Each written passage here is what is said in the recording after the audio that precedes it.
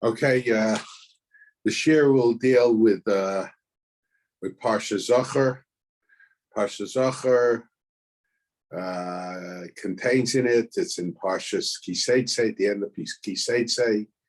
It contains in it the mitzvah of remembering what Amalek did to the Jewish people, and it also discusses the responsibility, the requirement that the Jewish people have to wage war and to destroy Amalek. And the Torah tells us, but there are two parshios in the Torah that actually speak about Amalek. One parsha is at the end of Bishalach. At the end of Bishalach, Vayavo Amalek. So the Torah tells us, Ksov zos ikarim b'sefer, write this as something that will be remembered in the Sefer. Now there is a dispute what it means, write this, that it should be remembered in the Sefer. But many explain, write it in the Sefer Torah. In other words, because there is a dispute among the Rishonim about it, but according to many Rishonim, it seems that the mitzvah of Schiras Amalek on a biblical level is only fulfilled by reading it from a Sefer Torah. Why does it have to be read from a Sefer Torah? I would think that perhaps the reason is, and there are opinions also, that Parshas Parah, which deals with the Parah Duma, also has to be read from a Sefer Torah and the biblical mitzvah. And the question is, why should they be read? Why should it be specifically read from a Sefer Torah? Why isn't it enough to tell over about what Amalek did? Why is it necessary to be read from a Sefer Torah? It's interesting that the Ramban and the Chinuch both suggest a pshat. They might track back from the pshat, or they might accept it, but they mention a pshat that the mitzvah the mitzvah of Amalek, of Schiras Amalek, is in its being read from a Sefer Torah. Why does it have to be read from the Sefer Torah? But I think in regard to Amalek, because the Torah in Parsha Vayava Amalek, at the end of the Shalach, says Milchama LaHashem ba'Amalek midor dor. It's a war. It's, in a sense, Milchama LaHashem ba'Amalek midor dor could be understood in one of two ways. It could be that it's God's war, or it's a war for God. Now, if we understand it to mean that it's God's war, so we are acting as God's army. So in order to show that it's God's war, to emphasize that point, the Parsha of Amalek, of Macho Timcha Zachor Amalek, that is read from a Sefer Torah, because the Sefer Torah, that represents the word of God. And the same thing is true in regard to Parshas Parah. For those who say that Parshas Parah is a biblical mitzvah and that has to be read from a Sefer Torah, we could say, because Rashi mentions in Parshas Parah that why does it say chukah? Why is it a chok? It's that because the nations of the world torture the Jewish people, aggravate the Jewish people by saying, what is the reason for this mitzvah? And the best response that can be given is it's a chok, it's a command for God. It's not based on any form of magic, and consequently,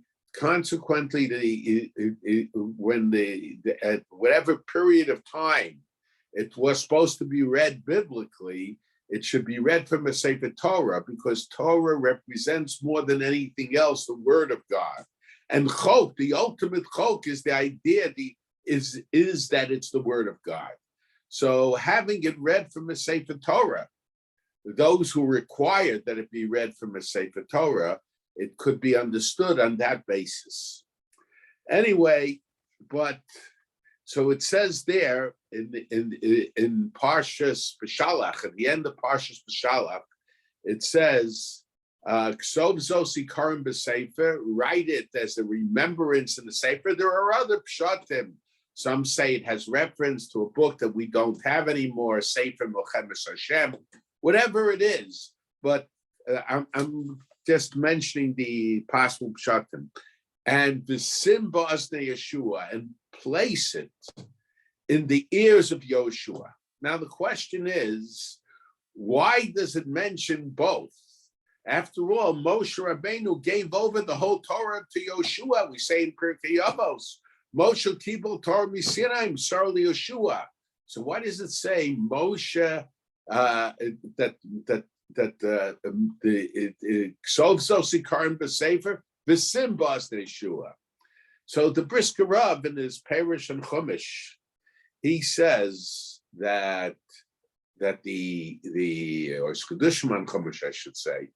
So he says that actually every parsha in the Torah has a Torah Shabbat, has a written Torah, but together with the written Torah, there was an oral Torah that's given over, the Torah Shabbal Peh. So here the Torah emphasizes the idea that there's both a Torah Shabbat and a Torah Shabbal Peh. There is a written Torah and there is an oral Torah. And that is, of course, there are other places as well. But the question I want to ask is, why is this emphasized specifically in regard to the mitzvah of Schira and Mechias Amalek? Why is it emphasized in regard to Amalek that there is both? It was given over in a written form and it was given over in an oral form. Now, there is a very difficult balaturm right at the beginning of Parshas Kisavo. The beginning of Parshas Kisavo discusses the mitzvah of Bikurim, of taking the first fruit and bringing it to Yerushalayim. And the Torah and the Torah says, "V'haya kisavo, v'haya kisavo el aretz." It'll be when you come to the land. That's how the Torah begins. The Parsha Bikurim, and that comes immediately after the Parsha that deals with the mitzvah of waging war against Amalek, Timche Zecha Amalek Mitachas Hashemayim, and that also comes as well as the mitzvah of Zachor Asher Asal Amalek. The parsha actually begins with Zachor. Remember what Amalek did, and it concludes with Timche Zecha Amalek Mitachas Hashemayim. Wage war and destroy Amalek from underneath the skies. Now, and then immediately after that, V'haya Kisavo. Why is it that way? So the Balaturim says, Ksiv li'il minei timche zeich Amalek. The Torah says, right beforehand, eradicate the memory of Amalek. Usmichle, and right afterwards, right next to it, it says, V'haya Kisavo el aretz. It'll be when you come to the land of Eretz Yisrael, to the land of Israel. So he says, why? What is the juxtaposition? The fact that one is mentioned immediately, one next to the other. Shenitztavu limcho secher Amalek miyad b'chnisasim laretz.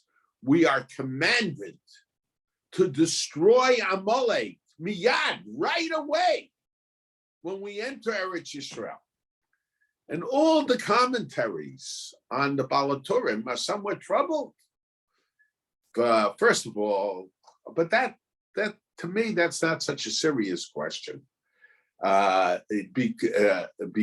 the mitzvah Bikurim wasn't didn't take place. The requirement to give Bikurim did not take place immediately when they entered Eretz Yisrael, but the requirement took place after they captured Eretz Yisrael and divided the lands. So, but we could say immediately after means after the capturing, because that's the completion of the entrance to Eretz Yisrael. So, but there's a bigger question, because the Gemara in Sanhedrin tells us, Shlosh mitzvos nistabel Yisrael b'chnisasim la'aretz. 3 mitzvos the Jewish people were commanded would be when they enter the land of Israel. One is limnos lahem melech, to appoint a king, lahachriz zarash al Amalek, and to destroy the descendants of Amalek, ulivnos beis habchira, and to build the Beis Hamikdash. So the question is the mitzvah, and the Gemara in Rosh Hashanah points it out. Gemara in Sanhedrin points it out, that the mitzvah of destroying Amalek, of waging war against Amalek, that's only after a king is appointed. And the Shaul was given the task of waging war against Amalek because he was the first king of Israel. So the question is, why does the Baal HaTurim say miyad, assume? Okay, 14 years of capturing the land, dividing up the land, that we understand. But they had to wait many, many more years till after there was a king. As a matter of fact, it seems that the responsibility of waging war against Amalek was was an obligation on the king. Shmuel Hanavi, he told Shaul, God had me appoint you as king. Now go and wage war against Amalek. So the mitzvah of waging war against Amalek is only after there is a king appointed. So how could the Baal HaTurim say miyad, right away, after they entered the land of Israel, that there is a mitzvah of destroying Amalek? So many of the Mefarshim that they quote a pshat from the Perish Sifrei Devei Rav from David Pardo, that the pshat is that the explanation is not immediately. It's not a mitzvah of destroying Amalek, but there is a mitzvah of remembering what Amalek did as soon as they entered the land of Eretz Yisrael. Well, even that has to be understood. Why should that mitzvah begin when they entered the land of Eretz Yisrael? Why didn't that mitzvah begin beforehand? But even more difficult is we're trying to read something into the Baal HaTurim that the Baal HaTurim doesn't say. The Baal HaTurim says, we were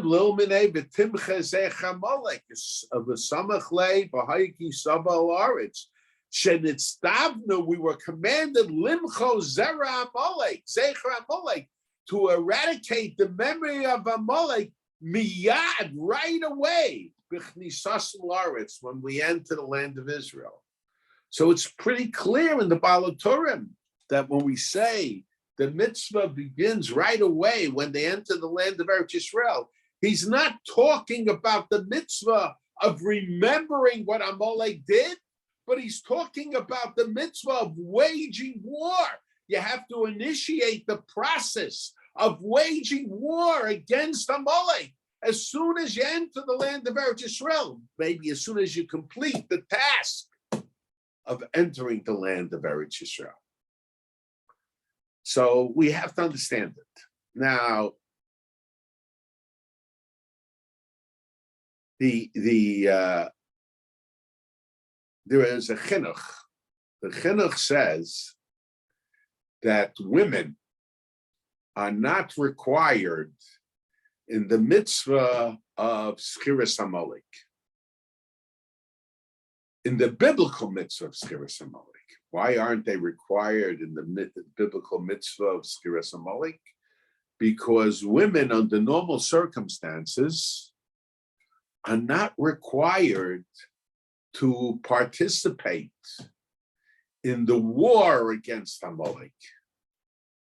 So the implication being that who is required in the mitzvah of waging war against Amalek? It's, excuse me, who is required in the mitzvah of remembering what Amalek did and of oralizing what Amalek did? Those who are required to wage war. But nashim lav b'nei milchamininu, women are not under normal circumstances to be viewed as soldiers, as fighters, as people who participate in wars.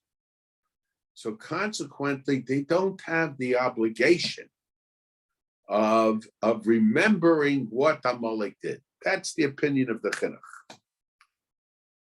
However, Reb Nosson Adler, it's brought down that Reb Nosson Adler was the Rabbi of the Chassam Sofer, and Reb Nosson Adler's opinion was that there is no connection. And the truth of the matter is, the Minchas Chinuch mentions the same idea. There is no relationship between the mitzvah of schiras Amalek, of remembering what Amalek did, and the mitzvah of Milchama, and the mitzvah of waging war against Amalek. It's interesting. From the Mishnah Berurah, it seems that he is in full agreement with the chinuch that there is a relationship between the two, because the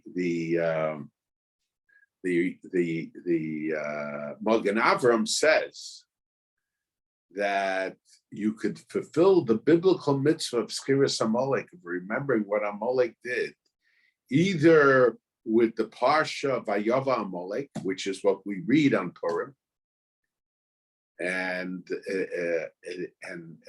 that talks about the initial battle when Amalek attacked the Jewish people, or we could fulfill the mitzvah as we do this coming Shabbos with reading the Parsha in Kiseitse of Zachor asher asa lecha Amalek. Remember what Amalek did. And the Mishnah Berurah disagrees. The Mishnah Berurah says the essence of the mitzvah of schiras Amalek, of remembering what Amalek did, is in order to wage war against Amalek. Consequently, he says, the mitzvah by Yava Amalek that talks about the encounter and the first battle between Amalek and the Jewish people, but it does not mention there the requirement to wage war against Amalek. Now, the truth of the matter is, we could say that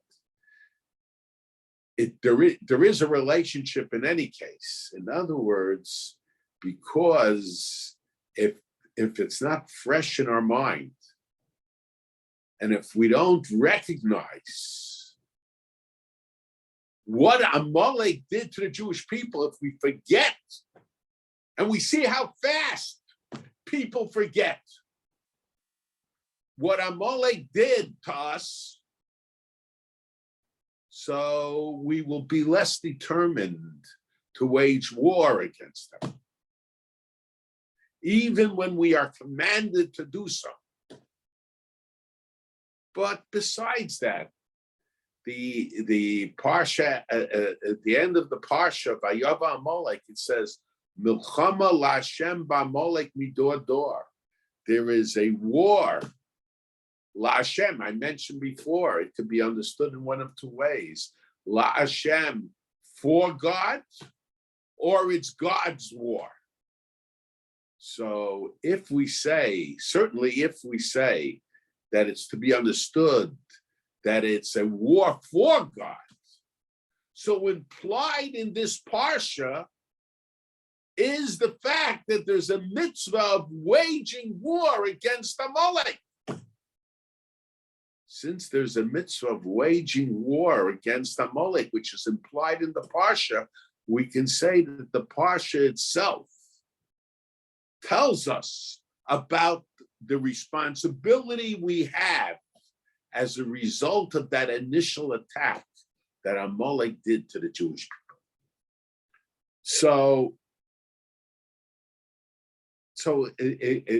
But in any case, so we could say even the Magen Avraham agrees with the idea of the chinuch that the mitzvah of Schiras Amalek, in a sense, is a preparation for the mitzvah of Mechias Amalek, of waging war against Amalek.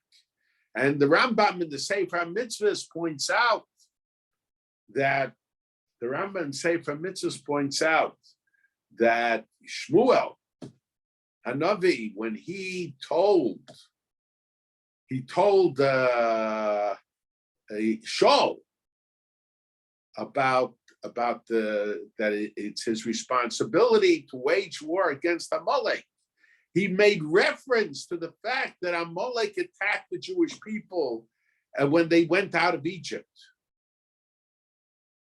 So we see from the Rambam very clearly that according to the Rambam, there is a relationship also between the mitzvah of Schiras Amalek, of remembering what Amalek did, and the mitzvah of waging war against Amalek. Now, and there is a now, but there is another question that the Minchas Chinuch raises against the Chinuch.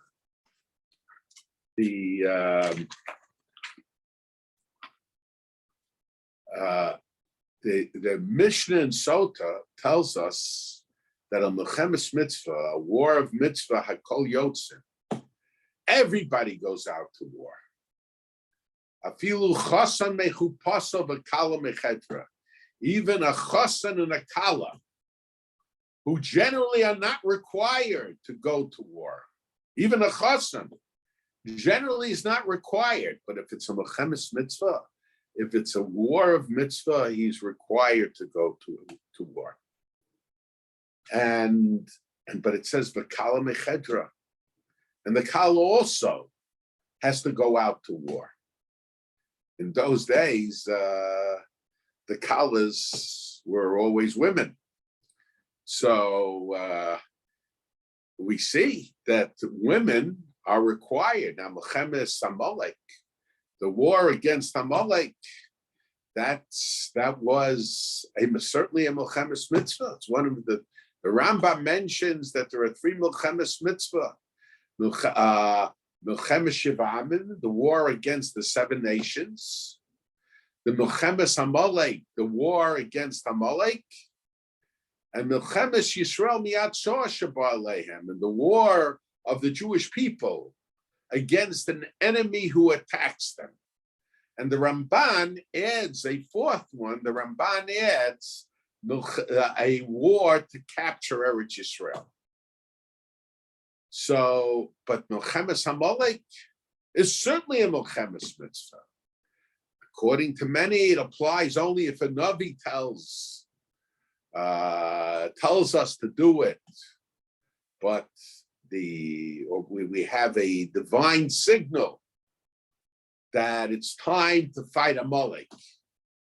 But when we do get a divine message, when the Navi comes, or perhaps maybe through the Urim V'Tumim, so it could be, so then there is a requirement. Then there is a requirement to fight to fight Amalek. So it's a required war. It's a Mochammed's mitzvah. It's a war of mitzvah. So Hakol Yotzin, everybody goes out, even the Kala. So even a woman goes out to fight the war. So how could the Chinuch say that women are exempt from the mitzvah of Schiras Amalek, of remembering Amalek? The women are exempt from the mitzvah of Schiras Amalek because they're not required to wage war against Amalek. Okay, my father and my uncle, they gave similar answers, but not exactly the same. I'll just mention my father's answer because that's the answer that I have to use to develop the thought that I want to mention. My father said, and at this point, my uncle also said the same thing, that if Amalek attacks the Jewish people, so all men are required to go, to volunteer, to fight against Amalek. But those who generally are exempt from war, they are only required to fight in a Milchemes mitzvah, in a war of mitzvah, if the king drafts them.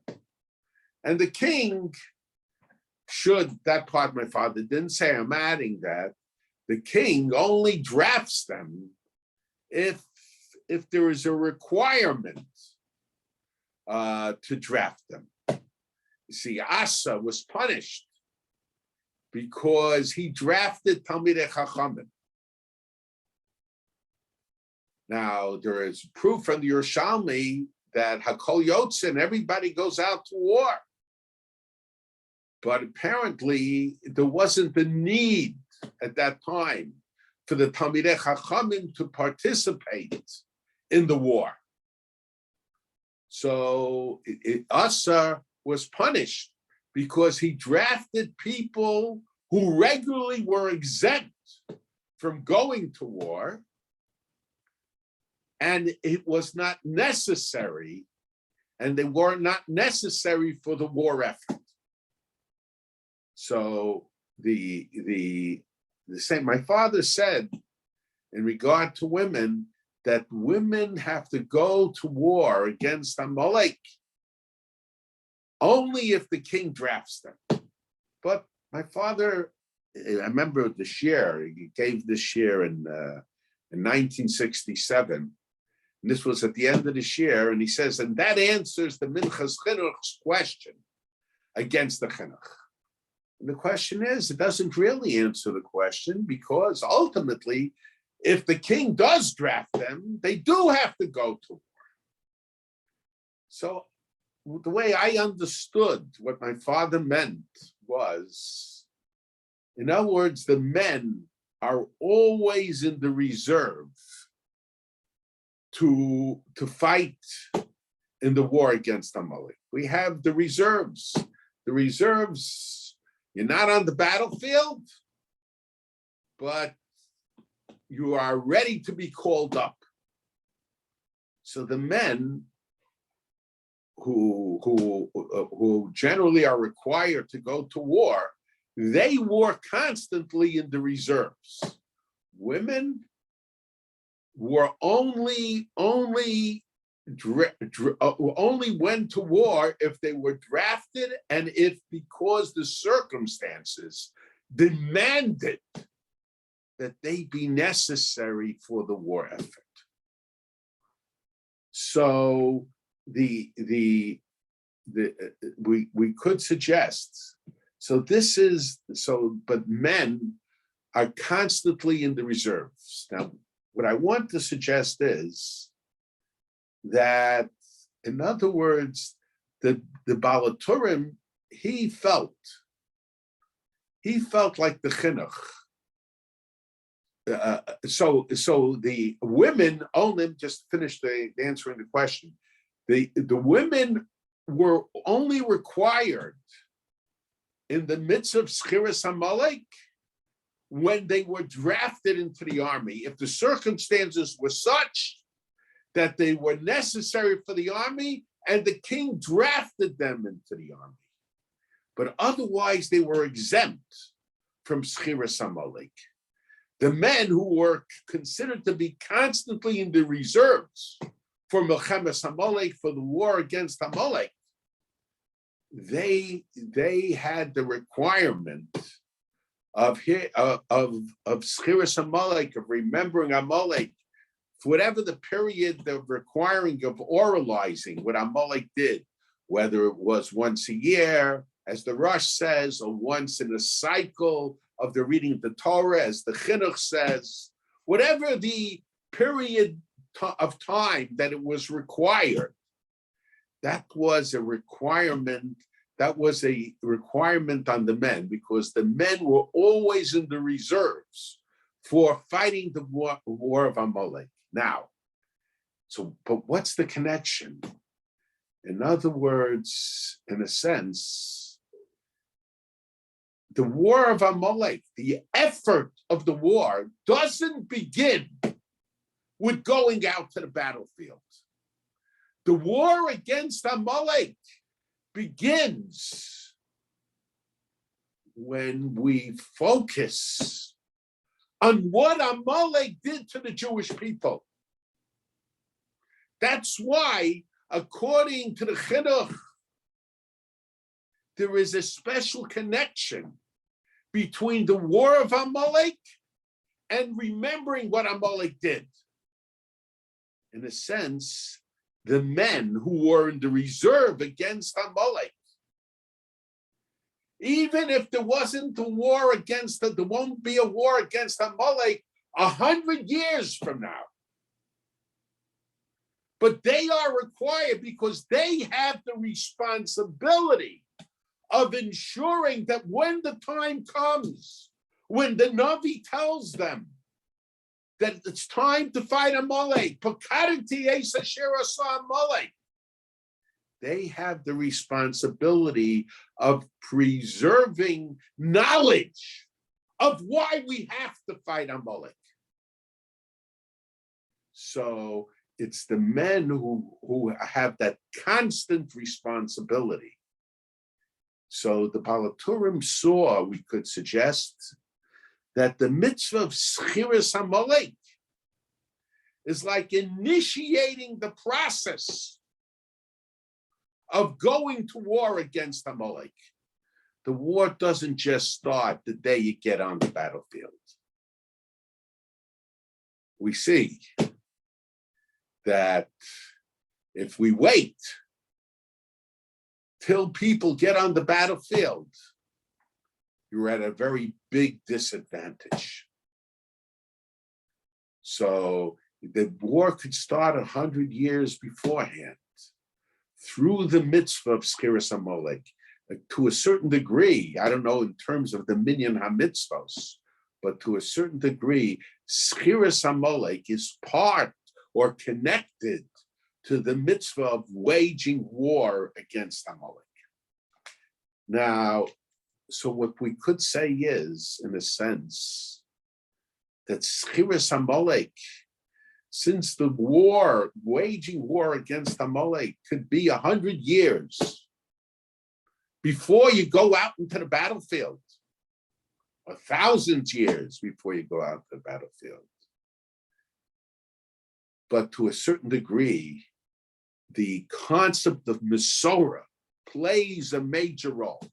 As a matter of fact, the Ramban says it in one of the Pshatim. The Ramban says, what is the mitzvah of Schiras Amalek? The Ramban says the mitzvah of Schiras Amalek is like the mitzvah of Schiras Yetzias Mitzrayim. Okay, we have a Seder, and we tell our children about the Exodus, remembering the Exodus.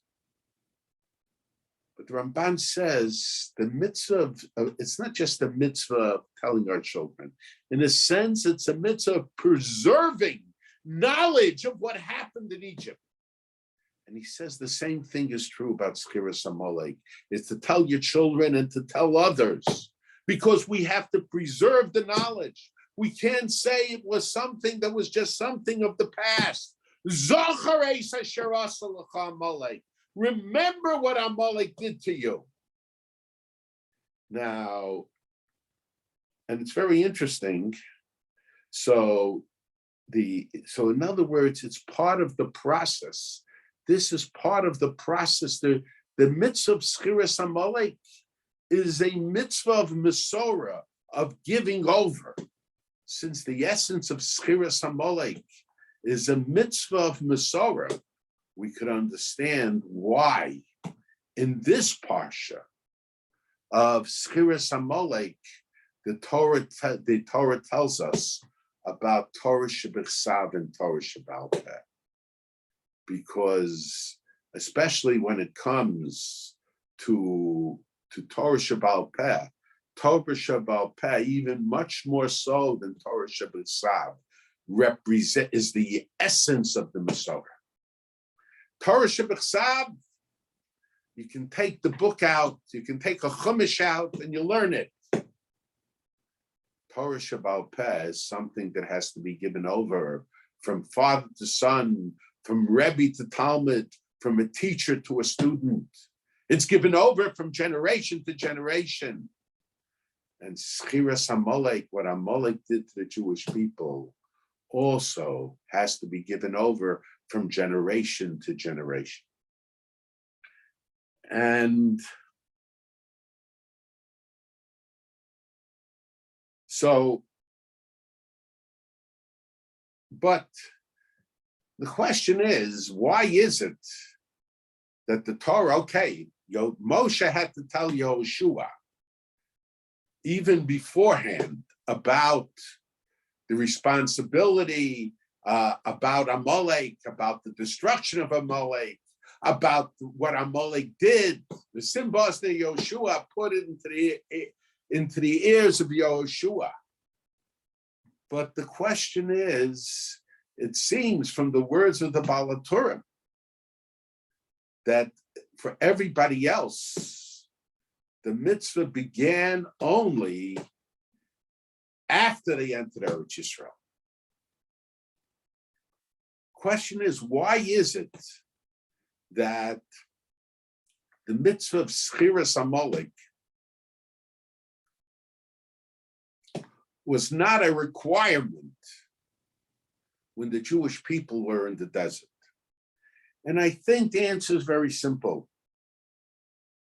Because when the Jewish people were in the desert and they were attacked by Amalek, and in the desert, in spite of all the nisim, all the miracles, the Anani HaKavod, the Amud Eish, in spite of all that, the Jewish people in the desert, especially because they had a previous experience, the Jewish people felt very insecure.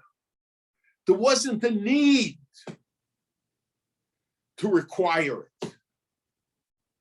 However, once they entered Eretz Yisrael, once they captured the land of Eretz Yisrael, once each person received his portion in the land of Eretz Yisrael,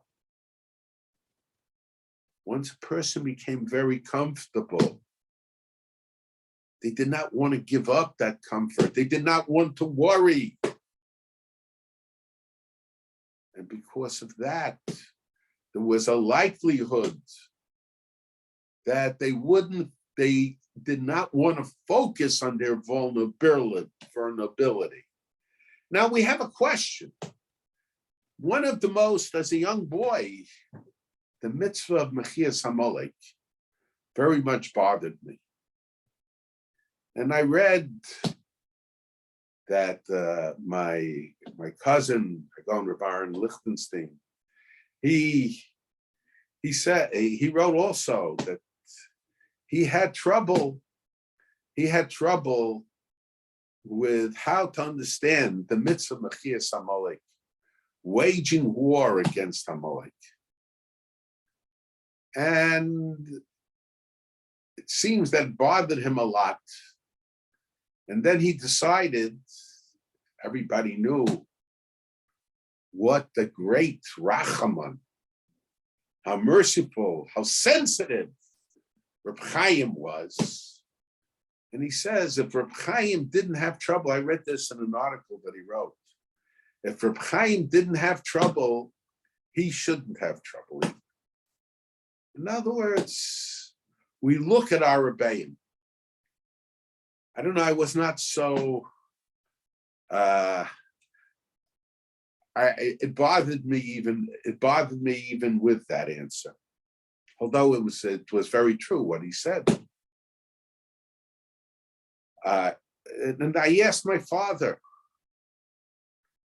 how is it? How can we go to war, wage war against the nation because of something that happened hundreds of years beforehand?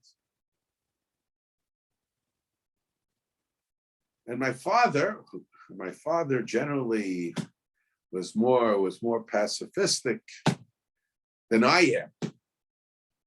But he said, if a Navi comes and tells me, God said, go fight Amalek, you have to fight Amalek. Zerehi milfanai. He didn't use those words, Zerehi milfanai. I'm using those words. Perhaps it's improper words. But that's that. The Navi said, if the Navi tells me, my father's opinion, he understood the Rambam in the Hagdamah to Perish HaMishnah, that the Rambam Shita is the mitzvah of Milchemes Amalek, of fighting war against Amalek, is only if a Navi comes and tells us, if we have a signal from heaven, we're told from heaven to fight Amalek. But under normal circumstances, there is no special mitzvah of waging war against Amalek. He said, if a Navi tells me, that's it. There's no questions. The Navi said it. That's what my father told me. But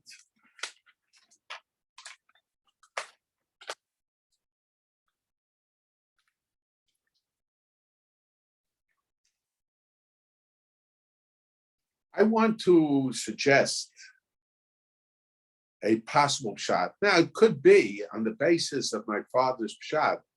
We could say another thing. My father didn't say this, but why it says V'sim ba'azne Yoshua. In other words, since there is a responsibility on the Nevi'im, and Yoshua, in a sense, is the first of the Nevi'im after Moshe Rabbeinu, he is the beginning, not just of the Mesorah of Torah Shabbal Peh, but he is the beginning of the Mesorah Sanavim. There was a special Mesorah, as I mentioned in the previous year, from one generation, the Navi of one generation, to the Navi of the next generation.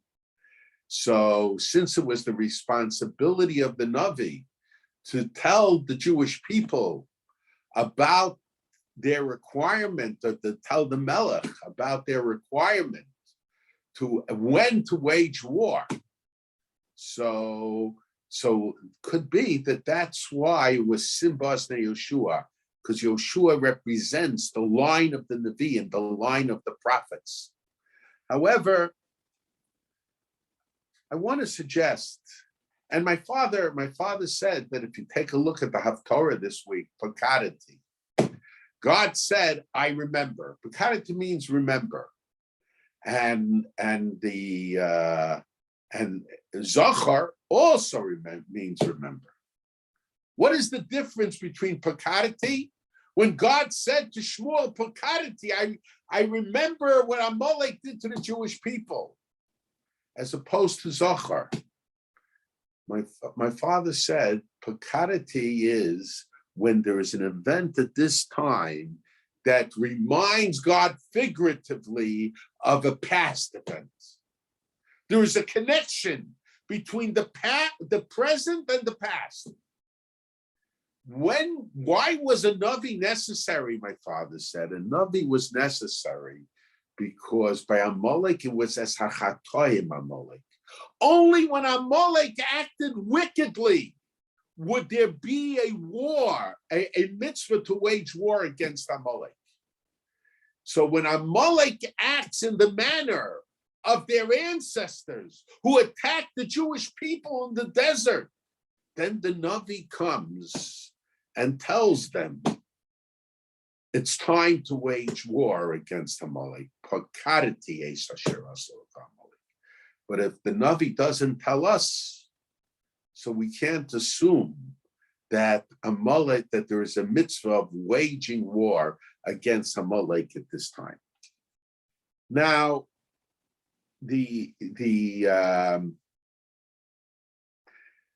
but I want to explain it a little bit more. Now, one of the Milchemes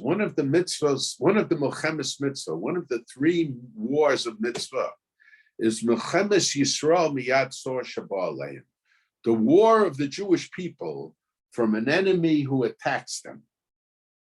So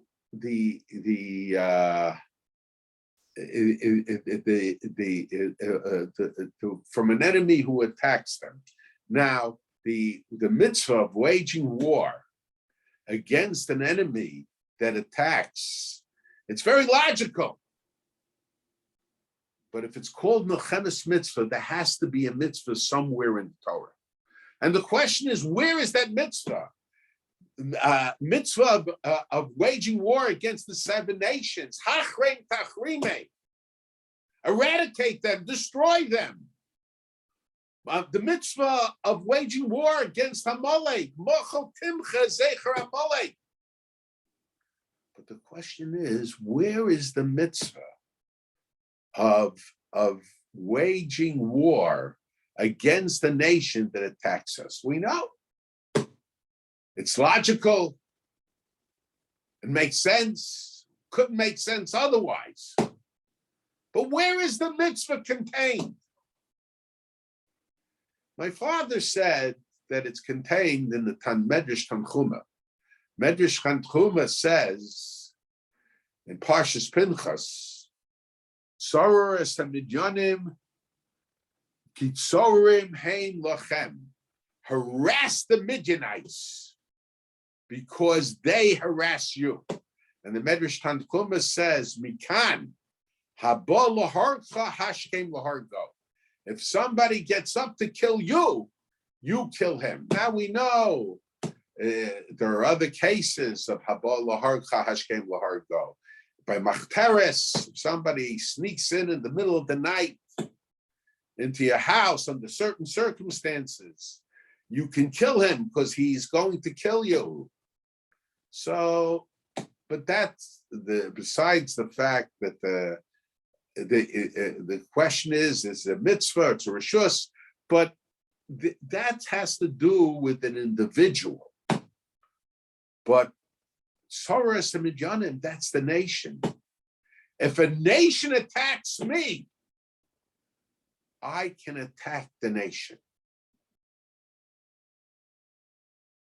That's Habar Lahar. So there is a mitzvah. If a nation attacks me, I can attack them.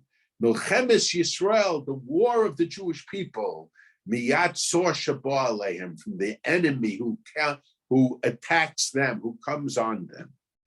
But my uncle suggested a different answer, and I don't think there's a real contradiction. My uncle said you have two parshios. It's based on something that Reb Chaim said. Reb Chaim made a comment, and my grandfather repeated it to my uncle. Reb Chaim made a comment that a nation that is devoted to destroying the Jewish people, to killing the Jewish people, is Amalek, is also Amalek. Besides genetic Amalek, there is ideological Amalek. So my uncle suggested that perhaps we have two separate mitzvahs in the Torah. In the minyan mitzvahs, it's obviously one. One mitzvah is the mitzvah of Bachu Timcha Zecher Amalek, eradicate the memory of Amalek. So that's a mitzvah. That's a mitzvah of eradicating the genetic Amalek, destroying genetic Amalek. But then there's another mitzvah, and that's Milchama L'Hashem Ba'Amalek Midor Dor. In every generation, there is a war. There is a war for God, or God's war, that we participate in every generation. So my uncle suggested there it's talking not just about the nation Amalek, genetic Amalek. There it's talking about a nation that has the ideology of Amalek, a nation that attacks the Jewish people, who's to be identified with a nation that has the ideology of Amalek. So the mitzvah of Milchemes Yisrael Miyad Tzor Shaba Aleim is in the pasuk in Parshas B'Shalach, Milchama L'Hashem Ba'Amalek Midor Dor. There is a war for God, or God's war against Amalek in every generation. So according to the way my uncle understands the pasuk, and actually even according to the way Reb Chaim, there is an identification between an enemy who attacks the Jewish people and Amalek. So you could say, as I just mentioned, that it's the ideology of Amalek. But we could say more than that. When a nation attacks the Jewish people, as my father said, why is there a mitzvah for us to attack them? Get up. If someone comes to kill you, you don't say, okay. You have to take action. You have to save yourself. Save yourself not just as an individual, but save yourself as a nation.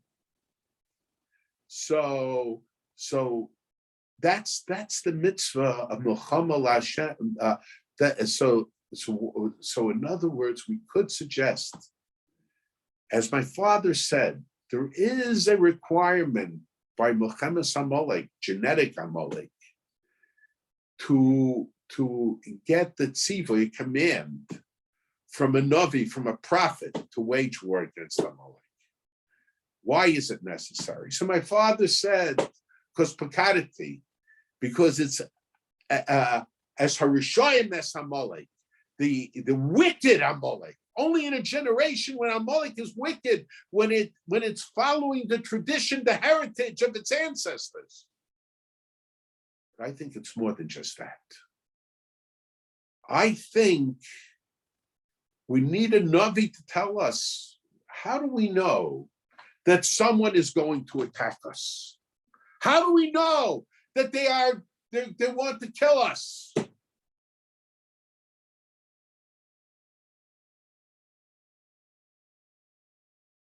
I think when the Navi comes and tells us wage war against Amalek, the Navi is telling us, don't think it's just an offensive war. You should know it's a defensive war.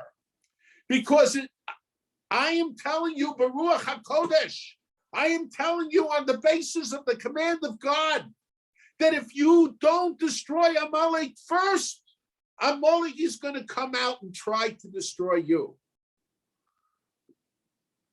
That's why there's a special din of, there's a special law of Milchama L'Hashem Ba'Amalek Midor Dor. In other words, where they attack us, they attack us. But where they didn't attack us, and we have no reason to believe that they're going to attack us. But the Navi comes and tells me, go wage war, because if you don't wage war, they are going to attack you. Then we have a war of self-defense. That to me is the rationalization of I shouldn't even use the word rationalization. That is the justification of waging war of waging war upon Amalek. Of course, it's grounded in our belief in God. It's grounded in accepting what the Navi said, what the prophet said. And to a certain degree, below Yoreh Elokim, why did Amalek come? There's two pshatim. Some say below Yoreh Elokim, that you did not fear God. And some say Amalek didn't fear God. Sometimes, in a minor sort of way, we imitate Amalek. What did the Jews say before Amalek came? There was a lack of trust in God, a lack of trust in Moshe, who was the messenger of God.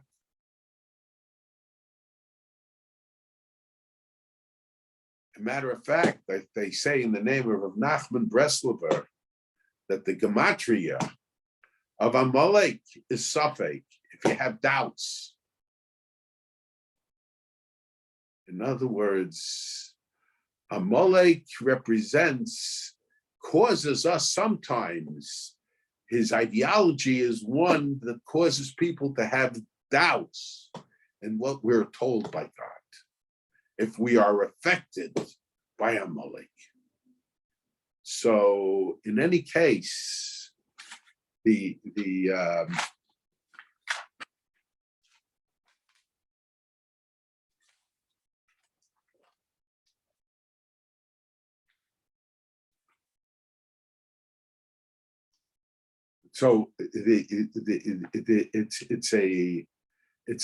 a war of self-defense. It's a war of the Milchemes Amalek has to be seen as a war of self-defense. And that is the reason why we are in constant, we have to, when it comes to Amalek, we have to have this sense of insecurity, not just for our generation, but for future generations. And there's a special Masorah, a special connection that we have to give over to future generations to be on guard against Amalek. And when we are on guard against Amalek, we're on guard not just against genetic Amalek, we'll be on guard against the nations who have the ideology of Amalek as well. Okay.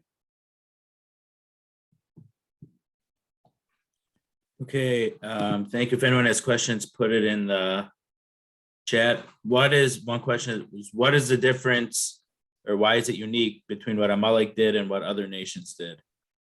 Amalek was the first nation to destroy the Jewish people. Secondly, Amalek came from afar. It wasn't that the Jewish people were next door to them. There was a dispute of territory or anything of that sort. There